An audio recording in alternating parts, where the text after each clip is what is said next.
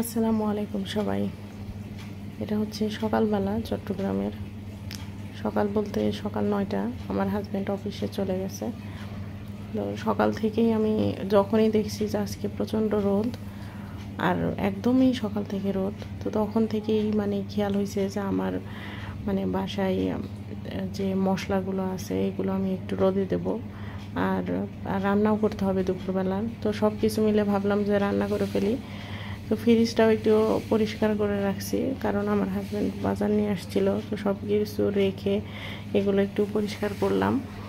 আর আজকে সকাল থেকেই ঘুম থেকে ওঠার পর থেকেই আমি অনেক কাজের ভিতরে ছিলাম, কারণ এই যে রুটি করে আবার একটু হালকা সেঁকে রাখছি।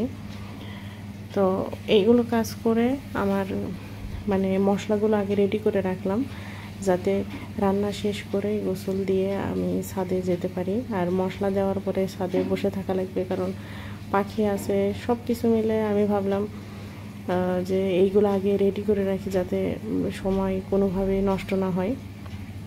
আর আপনি যদি কাজটা একটু গুছিয়ে করেন তাহলে দেখবেন খুব দ্রুতই হয়ে যাবে। তো তারপরেও আমি অনেক সময় চেষ্টা করেও অনেক সময় হয়ে ওঠে না, তারপরে যেটুকু আলহামদুলিল্লাহ। তো আগে এই র্যাকগুলো আমি একটু পরিষ্কার করে নিচ্ছি।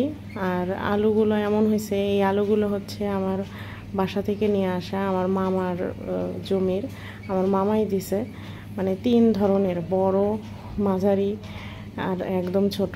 তো ছোটোগুলো আসলে বড় খাওয়া হয়েছে, মাঝারিগুলোও খাওয়া হয়, কিন্তু এই ছোটোগুলো এক ভাজি বা ভাজি ছাড়া ওইভাবে আমার হাজব্যান্ড আর খেতে চায় না। আর বগুড়ার মানুষ চচ্চড়ি তো একটু খেতে পছন্দ করে, তো ওইটা করলে শুধু আমারই খেতে হয়। তো যাই হোক, এই ছোটোগুলো একটু আমি একটু যেগুলো একদমই শুকিয়ে গেছে সেইগুলো আমি বেছে আবার ভালো করে রাখলাম।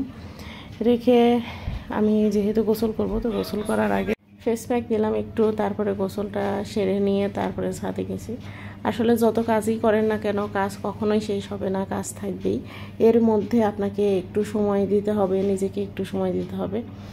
তো ওই আর কি, একটু চেষ্টা করি। অনেক সময় পেরে উঠি না, অনেক সময় অলস লাগে, তারপরেও চেষ্টা করি। তো যাই হোক, এই তো মশলা এখন রোদে দিয়ে একটু ওয়েট করব। তারপরে আজকের দিনটা এইভাবেই আমার গেল, ব্যস্ততম দিন।